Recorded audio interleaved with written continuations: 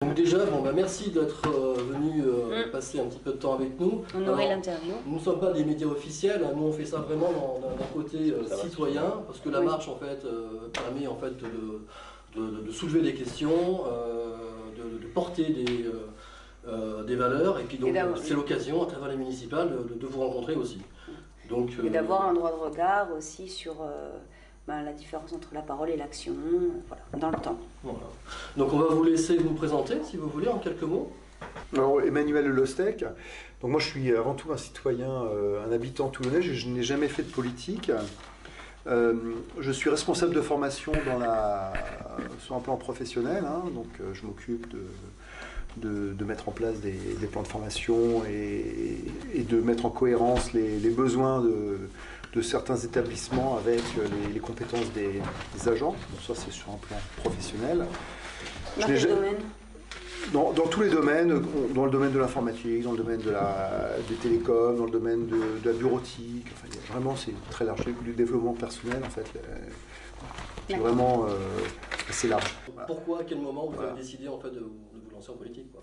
C'est ça, donc au moment, la décision c'était surtout par rapport aux problématiques des pollutions habitant au centre-ville de Toulon, et l'absence de réponse efficace de nos élus. Donc on a décidé de se retrouver avec un grand nombre d'habitants toulonnais. Je connaissais Olivier Lesage par ailleurs, qui avait déjà porté une municipale en 2014 et avant participé à d'autres municipales précédemment. Et donc on se dit tiens on va lancer ça. Oui, monsieur Lesage. Alors je m'appelle Olivier Lesage, j'ai 45 ans. Je suis sur de l'écologie indépendante depuis, je sais pas, 15 ans, 20 ans, je sais pas, je vous avoue que j'ai pas compté les années. Depuis 15 ans, 20 ans à Toulon ? Oui, à Toulon ou dans l'agglomération, on va dire. Moi je suis né dans le Var, hein, je suis varois, je suis né à Saint-Tropez, j'ai toujours habité Toulon ou dans l'agglomération, donc j'ai des pieds à Toulon, j'ai aussi à la Farlette, j'ai aussi à la Valette, parce que je vous disais que je connaissais ici, donc ce qui m'intéresse, c'est aussi une échelle intercommunale. Là, hein. On est sur c'est une élection communale et intercommunale. On ne parle pas assez malheureusement de l'intercommunalité, notamment pour les questions d'environnement, parce que souvent c'est assez. Il faut globaliser quand on parle du transport. Ne serait-ce qu'un exemple, le tramway il va servir aux Toulonnais, mais il va aussi et surtout servir aux gens des communes avoisinantes de Toulon en réalité. L'écologie indépendante, c'est vraiment l'ADN de la liste Oxygène Toulon. On est parti là-dessus parce que pour nous, on souhaite faire un pôle écologiste très important. On pense que l'avenir sera écologique ou ne sera pas. Donc on veut regrouper tous les gens qui sont de bonne foi. Qu'il le soit quand même. Ça serait bien. Non, il ne sera pas. Enfin, quand on voit les discussions de ces gens, soit on se tourne vers un monde écologique et on arrive à réduire notre empreinte et à limiter l'empreinte des ressources premières, soit on ne pourra pas vivre comme ça longtemps. Bien qu'il y ait un temps de latence de 20 ans, il faut commencer à décélérer maintenant parce que voilà, pour nos enfants, oui, c'est quasiment une génération, 20 ans. Oui, c'est ça. Mais pour nos enfants, il y a déjà un problème. C'est pas voilà, c'est ça que j'espère faire passer comme message aux gens, c'est de montrer qu'il y a une urgence. Il y a une gravité en fait. Aujourd'hui, en mettant sur pause, aujourd'hui, les effets ne se feront ressentir qu'en 2045-2050. Voilà. Parce qu'il y a toute une inertie qui est lancée depuis 200 ans en fait, hein, et qui provoque ce qu'on voit aujourd'hui, hein, c'est de partout. Quelle est la différence pour vous entre l'écologie de gauche et l'écologie de droite ? Ça n'existe pas pour moi. C'est-à-dire parler d'une écologie de gauche, c'est une erreur de raisonnement, et parler d'une écologie de droite, c'est une erreur de raisonnement. Pour moi, il y a de l'écologie où il n'y a pas d'écologie. Il y a des faits qui sont bons pour la planète, qui sont bons pour l'environnement local, et voilà, c'est tout. Donc, et il y a des faits qui sont plutôt libéraux, donc plutôt à droite, que la gauche ne va pas vouloir faire parce qu'ils sont à droite, et il y a des faits qui sont plutôt bien à gauche, je suis d'accord avec vous, et que la droite ne va pas vouloir faire parce qu'ils sont plutôt bien à gauche, et moi je trouve que c'est une aberration complète. Et à titre personnel, dans ma famille, dans ma propre famille, j'ai des enfants qui ont des soucis, et probablement dus à l'environnement, et ça me met les boules que de voir qu'on n'avance pas parce qu'il y a des problèmes droite-gauche, et donc à gauche ou à droite, je me mets vraiment au-dessus. Ça fait des déséquilibrés, on n'en a pas besoin. Un peu comme la santé en fait. Tout le monde devrait s'en préoccuper. Avant de positionner un curseur qui soit à droite ou à gauche. Tout à fait. Après, chacun, sur ma liste, il y a des gens de gauche et il y a des gens de droite. Quelle est votre définition de l'écologie ? Pour vous, qu'est-ce que c'est l'écologie ? Pour moi, l'écologie, ça englobe beaucoup de choses et c'est une conservation de l'environnement pour pouvoir transmettre aux générations futures les ressources qui soient suffisantes pour qu'elles puissent vivre au moins aussi bien que nous, tout en ayant une durabilité de la ressource. pas si je me suis Oui, fait oui, comprendre, complètement. mais, voilà. Est-ce que c'est pas un peu utopique quand même de croire que tout va continuer sur le même cheminement? Est-ce qu'on va pas arriver en fait à des pics qui vont faire que... Non, je crois que, prochaines années vont pardonnez-moi, être mais je crois que l'utopie, c'est de penser qu'il faut continuer comme on le fait actuellement. Ah oui, C'est complètement. franchement, et il y a juste une phrase qui a été reprise par Saint-Exupéry, et on l'avait mis dans un de nos premiers tracts, c'était nous n'héritons pas de la terre de nos ancêtres, mais nous la transmettons à nos enfants. Pour moi, c'est ça. Nous l'empruntons à nos enfants. Voilà, nous l'empruntons à nos enfants. Et ça, c'est bon, on le retrouve partout dans le monde, en Afrique, en Polynésie et en Amérique centrale. C'est une thématique centrale. On nous lègue quelque chose, mais on doit à notre tour la léguer Je trouve qu'on l'a mis en l'état. Qu'est-ce qu'on propose? La végétalisation, on remet 50 hectares à Toulon, je ne sais pas si vous imaginez, c'est de la folie. Alors, parce que là tout le monde en parle, la végétalisation. Oui. Ça, c'est d'accord. c'est aussi facile d'en parler. Donc, alors, voilà. Oui, Qu'est-ce d'accord. que- Alors pourquoi je vous déjà la donne une- végétalisation peut-être? Oui, Pourquoi la attends, oui, mais végétalisation? j'y arrive. Mais je vous donne juste un exemple. C'est le programme de M. Falco qui en parle. Comme les autres, c'est 1,5 hectare. Les autres, c'est à peu près du même gabarit. Nous, c'est 50 hectares. Donc voilà, 50 déjà, ça devrait hectares. vous faire. Alors, où Voilà. est-ce que vous les prenez?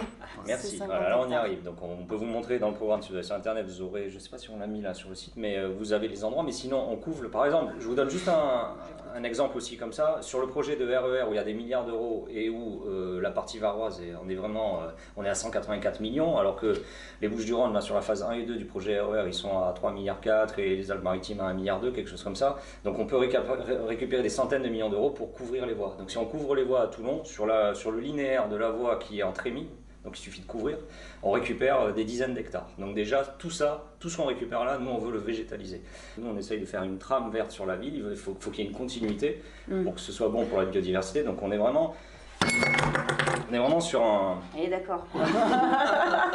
Là, la terre est tombée sur la tête.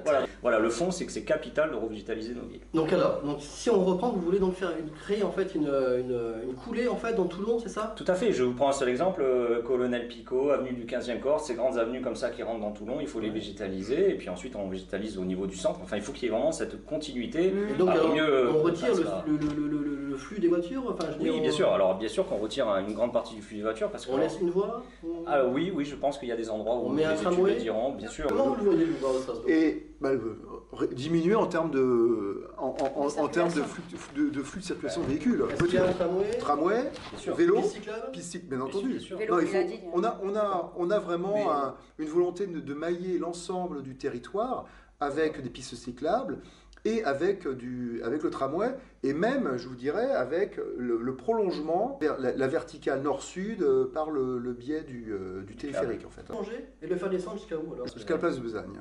Pas de Besagne. En passant par la gare, halte à la gare devant le Zénith, accès sous la Et gare. on demande une ouverture nord de la gare. On demande une ouverture nord de la gare.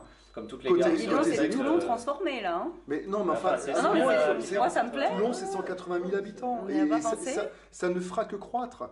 On ferait longer À le... coût zéro, je précise, parce que là, c'est l'ouverture nord de la Oui. gare, c'est pris sur les budgets des milliards d'euros du RER sur lesquels nos élus actuels n'ont obtenu que 180 millions. Et On leur demande pose la à ce qu'ils question. Enfin, moi, je sais pas si vous Il y a avez une Bien gestion sûr. budgétaire derrière tout ça. C'est Bien pas sûr, que des bien paroles en sûr, l'air, bien ça a sûr. été On peut pas calculé. promettre, Non mais c'est bien. Oui. Non, puis il y a de l'argent.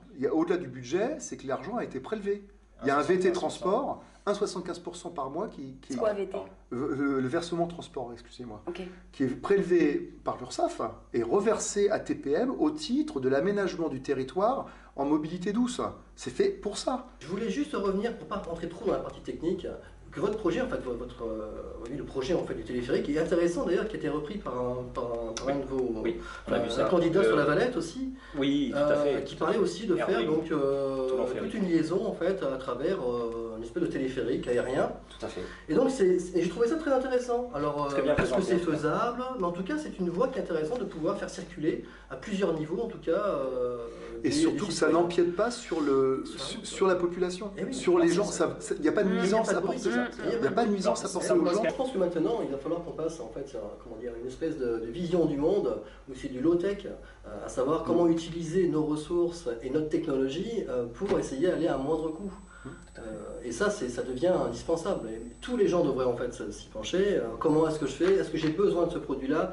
Est-ce qu'il a un impact fort sur l'environnement? Et est-ce que j'en ai vraiment besoin? Si oui, on le fait. Mais on ne peut pas vous voyez, se retrouver... Mais vous avez tellement raison qu'on propose dans le projet ça, mais à l'échelle municipale, c'est-à-dire chaque fois que la municipalité va faire un projet, on en a parlé longuement, on souhaite que l'empreinte carbone soit calculée du projet, parce qu'aujourd'hui, les critères de choix dans les cahiers des charges et dans les appels d'offres sont sur le coût, sur tout ce que vous voulez, sauf sur l'empreinte carbone. Et pourtant, on communique beaucoup sur l'empreinte carbone. Vous voyez le double langage sur le cycle de vie, attention. On parle bien sur la totalité du cycle, pas uniquement sur l'exploitation. Exactement, parce que bon, on peut parler... Donc ça c'est coût zéro, hein. Excusez-moi, je finis parce que la question du coût elle est capitale, parce que les gens qui nous regardent, qui nous écoutent, vous voyez qu'aujourd'hui on a un problème de financement, donc bon, les impôts sont très élevés déjà. On veut vraiment remettre de l'efficience dans ce système-là, c'est-à-dire on ne veut pas monter les impôts, on veut que ce soit plus efficace et surtout que ce soit réorienté vers des solutions écologiques. Alors à propos d'écologie encore, toujours et par rapport à ce dont vous parlez, que pensez-vous de la 5G ? C'est pas la priorité pour moi, je trouve que c'est quelque chose qui n'est pas écologiquement viable. Bon, ça a été abordé en coup de vent hier soir. Est-ce que si on vous propose d'instaurer la 5G sur la ville de Toulon, par exemple, vous l'accepteriez ou est-ce que vous seriez fermement contre ? Je pense que c'est pas la priorité. Il est évident qu'une étude d'impact est indispensable et devra être systématisée dans le cadre d'une demande de dossier 5G. Vous soulignez l'importance de la durée de vie depuis l'extraction, la production jusqu'à la finition et donc en espérant le recyclage. La 5G, ce sont des antennes, ce sont des fils, ce sont des câbles, ce sont des boîtiers. Vous imaginez à l'échelle du monde ou d'un pays ou ne serait-ce que d'une ville, le coût que ça peut représenter en émissions de CO2 depuis l'extraction en incluant l'acheminement jusqu'à la mise en place et puis ensuite la vétusté. Alors ce qui me gêne moi beaucoup dans ces histoires de 4G, de 5G, c'est que on pourrait avoir une vision écologique de la chose en disant on dématérialise tout, on est sur du virtuel, on fait des flux informatiques, certes il y a de la consommation, il y a de l'énergie derrière, donc il y a de la contrainte écologique, il y a de la ressource qui est prise, mais il n'y a plus la partie mécanique, physique, donc on économise beaucoup. Mais en réalité, c'est démontré par tous les scientifiques, bien qu'on dématérialise, on continue à consommer, Aurélien Barraud on continue à polluer, je ne sais pas si vous avez vu et sa vidéo. Voilà, ça me gêne parce que du coup, ça nous met dans une situation où on se dit c'est pas la solution, alors qu'il y a peut-être 20 ans, on aurait pu dire oui, dématérialiser tout, ça c'est la solution. En fait, aujourd'hui, on s'aperçoit que non. À notre époque, est-ce que en fait, cette décision de continuer à aller vers quand même du gadget, parce que ça reste quand même du gadget, il y aura beaucoup d'argent à faire parce qu'ils vont utiliser en fait la 5G pour faire circuler les véhicules sans chauffeur, par exemple. Oui, bien sûr. Ou de faire du matraquage publicitaire ciblé, qui sera aussi ciblé à proximité de la géolocalisation de l'appareil. Est-ce qu'on continue dans cet axe-là, ou alors est-ce qu'on se positionne clairement en disant non? On ne serait pas contre, contrairement à d'autres, parce que il ne faut pas avoir non plus un intégrisme qui froisse la population. Par contre, tout ce qui a été dit, il faut le faire savoir à la population. Je pense qu'on est 4 ici, on est 4 seuls à le savoir presque, que ça tue les abeilles, que ça... Donc moi, je pense que si on donne si on montre scientifiquement, si on prouve, si on communique à la population les effets négatifs de certaines technologies, je pense que d'elles-mêmes, elles ne vont pas l'utiliser. On doit changer notre façon de vivre au niveau mondial, il faut qu'on fasse aussi des efforts nous. Ça commence par soi. Tout mon combat est orienté pour montrer que l'écologie, c'est porteur de solutions. Donc vous me présentez des choses comme une écologie porteur de contraintes, c'est pour ça que je vous dis attention à la manière de présenter les choses. Alors nous on a des questions justement sur voilà, les potentialités que vous pouvez mettre à disposition des acteurs territoriaux locaux déjà en place, pour certains depuis plus de 10 ans, qui attendent qu'une chose, c'est de pouvoir, c'est ce que vous êtes prêt à déléguer en fait. Par exemple, nous on a énormément pensé à la création d'un office de la transition qui permettrait aux associations, donc est-ce que vous seriez prêt à mettre en place à disposition, en gratuité bien sûr, offert, des locaux pour que les associations puissent se réunir. C'est carrément dans le programme, donc là il n'y a pas de souci. La question va être vite élucidée. Enfin, je vous laisse finir, Céline. Après, parce qu'en fait, ce sont sur... parce que c'est un manque cruel. Pour pouvoir sensibiliser aussi les populations. Je suis président associatif. Donc ce que vous me dites, moi je le vis. Oui, d'accord. Okay. Quand je demande un local et qu'on me dit tiens, fume, des locaux. Sur le sage, il n'est pas disponible. Quand on va matin dans un local pour faire une réunion publique de débat entre les candidats et que la mairie de Toulon lui dit ah mais non, il n'y a pas de salle, alors que moi j'en ai réservé. Oui, bien sûr. Vous vous dites que voilà, il y a un peu de matériel. Il y a du favoritisme sous-jacent. Sinon on fait que du blabla, si derrière on ne grée pas un service au niveau de la mairie pour renseigner les gens et pour que ce soit des gens compétents qui donnent l'information, Voilà, il faut, bien sûr qu'il y aura une création d'emplois, de postes, hein. C'est évident. Quand on parle de création d'emplois en mairie, on va quand même avant regarder, parce qu'on parle aussi beaucoup de création pour la sécurité, on va quand même regarder aussi beaucoup voilà, les possibilités de réorganiser en interne la municipalité actuelle. Pour éviter les créations d'emplois, mais faire des transferts d'emplois. Alors, qui êtes-vous Charles Major, donc on me présente comme directeur de campagne, si directeur tu veux, de campagne, colistier, voilà, colistier, je suis une 9e de liste. D'accord. Et donc moi j'ai été actif en tant que citoyen toulonnais depuis maintenant 2004, et notamment sur les places de cinéma. Parce que je les ai jugées trop chères avec mes camarades, mes copains de fac, et du coup on a monté un groupe Facebook qui s'appelle Pour que les pâtés de Toulon soient moins chers. Et donc il y a 1200 personnes qui sont dessus, et voilà, ça a pu buzzer de temps en temps. Là en ce moment on est dans une période creuse, mais ça ne saurait durer. Voilà. Charles est un peu notre expert culture et je trouve que c'est sympa d'avoir un jeune à la culture. Oui, c'est souvent le mec culture de la liste, c'est un vieux barbu qui fait un peu peur et qui n'a pas la même vision de la culture que peut avoir un jeune. Et voilà. L'imagination. Mais ça prouve un peu notre liste aussi, je pense. Oui, assez représentatif. Ouais. Bon, il n'y a pas que des jeunes, hein. On ne pas des jeunes qui veulent déframer. Petite question justement au niveau culture. Si vous aviez donc un festival à mettre en place à Toulon, quel serait votre thème? Alors la thématique, j'ai pas vraiment... Mais là comme ça, froid. Là comme ça, ce qui me viendrait, le cinéma évidemment. Musique, cinéma, théâtre. Cinéma, c'est ce qui me touche là tout de suite, parce que moi c'est mon truc. Ouais. Je reviens sur les pollutions aussi, parce qu'on a parlé de la pollution de l'air, etc., sur lequel effectivement on engage le gros du combat, mais il y a toute une pollution aussi qui est extrêmement nocive pour les habitants, c'est le bruit et la pollution visuelle. Oui. C'est-à-dire que la pollution, moi je suis un peu pointilleux. Vous entendez quoi par pollution visuelle? Je dors pas si j'ai trop de bruit et je dors pas si j'ai trop de... D'accord, c'est pas les publicités. Si, aussi. D'accord. Pollution lumineuse, on va vous faire une trame noire. Alors, ça c'est pour les oiseaux. Voilà, mais c'est la biodiversité, elle, au clair-obscur, là, c'est là l'endroit. Donc si elles ont trop de lumière, ça marche pas. Hein. Ouais, bien sûr. Il faut de l'énergie, il faut de la lumière, mais juste comme il faut. Voilà. La glande pinéale fonctionne. Donc direct pour Toulon, pour éteindre les enseignes? Oui, alors il y a ce qu'on appelle le règlement local de publicité. C'est un petit catalogue que la municipalité peut émettre quand elle veut. Alors maintenant qu'on est intercommunalité, ce sera un catalogue intercommunal. Mais ça permet de dire, voilà, telle enseigne, vous avez telle surface de publicité, puis après stop, etc. Donc ça règle le problème de la pollution visuelle. 2, ça règle le problème de la pollution lumineuse, parce que vous interdisez les panneaux maintenant. Vous avez vu les panneaux lumineux là? Vous passez devant 1083, au début je pensais que je m'étais fait flasher. Smart City. Non, en fait c'était le panneau. Mais après il y a l'ES électrique. Vous êtes tombé dans le panneau qui fait la même chose. Voilà, bien. Celle-là je la ressentirai. Je suis tombé dans le panneau, donc c'est incroyable. Enfin je veux dire, ces trucs là, mais c'est du délire. À l'heure où on parle d'économie d'énergie, les mecs ils vous mettent 3 kW sur une enseigne. C'est presque de la provocation quoi. Enfin moi c'est... Voilà.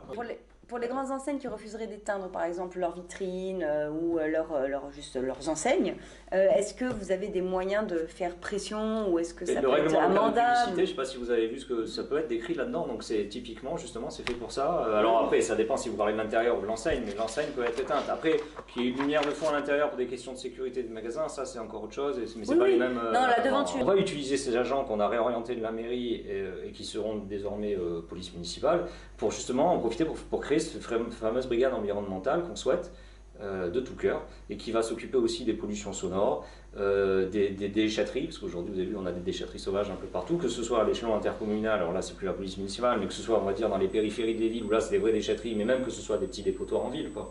Et les Lego par exemple? C'est verbalisable. Et je suis pour la cause animale, mais le gars qui ramasse pas sa crotte de chien, alors là, je suis d'accord avec ça. Là je suis désolé. Je suis d'accord. Et le bruit, c'est vraiment des choses qui sont... nuisance sonore en ville, c'est le gars qui passe avec sa mobilette, qui réveille 10 000 personnes avec une mobilette. Enfin, moi j'ai été jeune, j'ai eu une mobilette, je me suis fait verbaliser une fois, j'ai remis mon pot, j'avais un Xiao, j'ai remis mon pot d'origine. Bon voilà, aujourd'hui le gars il passe, il se fait verbaliser, il repasse, il passe sur la roue arrière, il crache sur le gars. Bon, enfin il y a une incivilité croissante en ville. Si on dit pas stop à ça, comment voulez-vous que les gens pensent à l'environnement? Alors, un petit point sur Avenue 83, parce qu'on est arrivé au paroxysme de ce qu'on peut faire. C'est de la folie complète. Ah oui. C'est-à-dire que... et puis d'une écologie moderne, hein, pas d'une écologie d'extrême gauche. Donc vraiment, même tout... D'ailleurs, je pense que tous les candidats vont dire la même chose. est-ce que vous vous rendez compte de ce qu'on a fait? C'est-à-dire jusqu'à maintenant on faisait des grandes surfaces où on enfermait les gens dans une boîte, mais il y avait tout à proximité, c'était assez facile. Si vous vouliez quelque chose, finalement il y a un intérêt à la grande surface. D'abord le parking est gratuit, c'est facile d'accéder, etc. Et puis vous avez tout à disposition. Mais aujourd'hui on en est arrivé à un concept qui est après la grande surface où on dit on va créer une rue. Et vous ne trouvez pas que ça ressemble à quelque chose, ça? Ça ressemble pas à un centre-ville de créer une rue, on a des boutiques. C'est-à-dire qu'on prend un centre-ville. C'est une smart city. Mais au lieu c'est un concept américanisé. C'est ça, au lieu d'investir dans son centre-ville, qui est en train de se mourir à Toulon ou dans d'autres centres-villes, on peut mais ça c'est privatisé là. Oui, voilà, on peut pas faire de manif. Moi, si je veux faire une manif devant le pâté, je peux pas. Un centre-ville, chaque ville a son centre-ville. Donc je lutterai moi de toutes mes forces sur Toulon pour éviter des centres de ce type-là qui sont de reproduire un centre-ville à l'extérieur. Refus du passage du tramway à l'avenue 83. Il s'est pas encore déterminé, ça va, il va pas, pour aujourd'hui, on a encore le temps, c'est dans le projet T2 et T3, mais bon, ce que je veux dire, c'est qu'il faut absolument limiter ce type Déjà, il faut limiter les grandes surfaces pour éviter que les centres-villes meurent, mais si vous refaites un deuxième centre-ville à côté du centre-ville, forcément, il va y avoir un problème. Donc je veux dire là, voilà, il y a un combat acharné à avoir contre ça. Philosophiquement, ça va pas. Vous pensez au vélo Vélib en fait, par exemple? Parce que non, justement, non. Tu parles ou... Je vais répondre sur le Vélib parce que le Vélib, je peux le faire demain. Si je suis élu le 20 mars, le 25 mars, je prends une société privée comme c'est fait partout. Exactement. Puis ça responsabilise pas les gens, ça responsabilise pas les gens. Voilà, ça responsabilise. Il n'y a pas l'infrastructure. Vous allez avoir combien de morts sur la route et plus personne ne va vouloir faire du vélo. Si le mec qui propose un Vélib aujourd'hui, la liste qui propose un Vélib aujourd'hui, ou l'équivalent, c'est une escroquerie, quoi. Voilà. Moi je vous le dis aujourd'hui, il faut d'abord faire les pistes cyclables, changer l'esprit des gens, que les gens achètent leur propre vélo et qu'on puisse les attacher, etc. Avoir une vraie police municipale aussi qui surveille de temps en temps, ce sera pas plus mal. Puis il va même avoir des commerces de location de vélo. Mon programme il est cohérent, c'est un tout. Et on se revoit dans 6 ans et si vous voulez on parlera du Vélib dans 6 ans quand il y aura les pistes en place. Voilà. Quand les gens m'aimeront et quand ils auront vu l'avancée. Les structures avant tout. Bien entendu. En place par exemple, parce que je crois que vous, c'est quoi? C'est au niveau des écoles. Vous pouvez intervenir et proposer des choses qu'on met en action directement. Sur les maternelles et les primaires, mais est-ce que vous avez aussi la capacité d'agir sur les collèges et les lycées? Non, c'est la région, mais ça dépend de quel type d'action il s'agit. Et bien comme par exemple sensibiliser au climat et aux gestes protection nature de manière régulière, prévention. Ça passe par une convention avec la région. Donc, pas une fois par an. Ça, ou avec l'aide d'associations qui peuvent intervenir même dans les établissements scolaires. Ça, c'est important. Mais après, c'est mettre en relation aussi des chefs d'établissement avec les associations. On peut sensibiliser, effectivement. Tout existe. Mais le pouvoir, pour avoir une occasion, le pouvoir de la mairie se limite à la municipalité, en fait. Aux écoles communales. Oui, communales. Mais non, mais pour l'infrastructure, pour le bâti, pour les cantines, là on parle de prévention à l'intérieur. Vous dites le mot cantine, alors cantine, est-ce que vous êtes prêt à mettre en place justement l'amélioration de la qualité de ce que les enfants mangent? Vous proposez une alternative végétarienne? C'est dans le programme. D'accord. Et faire en sorte que ce soit approvisionné par des productions locales, circuit court. Au mieux possible. Ouais. On sait très bien qu'il y a un problème de quantité d'approvisionnement, mais d'un autre côté, quand on voit c'est l'Olivré, je crois, au Lioul ou l'Olivade, enfin bon, ils ont les moyens de se développer aussi. Donc, mais même à Toulon, vous voyez, en face du Guinemer, il y a un énorme terrain. Si jamais, lui, il refuse d'industrialiser ça. Mais si jamais c'est pour une cause potagère. Mais nous, on a un projet de ferme aquaponie, en aquaponie en fait, par exemple. En aquaponie. C'est-à-dire en fait, d'un côté les poissons, de l'autre côté les cultures qui vous permettent d'être sans pesticides, en circuit fermé, circuit court, et qui, avec des filtres à base de bactéries, qui vont consommer les bactéries émises par les poissons, et on est dans un cercle vertueux. L'animal sauvage, il n'a pas vocation à être enfermé, donc pour moi, je suis assez strict là-dessus et vous ne me ferez pas changer d'avis. Non, je suis tout à fait d'accord. Qu'il soit blessé, qu'il soit en rééducation entre guillemets dans un endroit qui soit pas comme aujourd'hui, bon, admettons, mais c'est tout. Aujourd'hui, c'est un centre de reproduction pour faire de la vente et du commercial, c'est tout. Donc ça, c'est inacceptable. Voilà. Soit on laisse en l'état et puis c'est du privé qui fait du fric sur de l'animal sauvage, c'est tout. Point. La question LOL, donc avez-vous la conscience suffisamment claire pour résister aux dessous de table proposés par les promoteurs immobiliers ou l'économie souterraine? Aujourd'hui oui, le problème c'est qu'on vous dit toujours quand vous n'êtes pas élu ça va, quand vous êtes élu vous devenez corrompu, donc c'est pour ça qu'on propose des décisions plus collégiales et qu'en fait c'est une liste et qu'ils sont bien casse-couilles sur la liste, donc ils me surveillent de près, donc ça va quoi. Au cas où votre réponse était non, est-ce que votre engagement pour la cause environnementale vous poussera-t-elle à investir vos pots de vin dans des alternatives écologiques avec une parfaite transparence? Du coup, on peut pas y répondre. Vous en sortez bien. Voilà. Ça marche. Ben, merci Bon, beaucoup. très bien, merci en tout cas d'avoir. C'était très enrichissant. Merci à vous pour votre Ça fait accueil. plaisir. Ouais. Ni de gauche ni de droite, ça fait plaisir. Donc on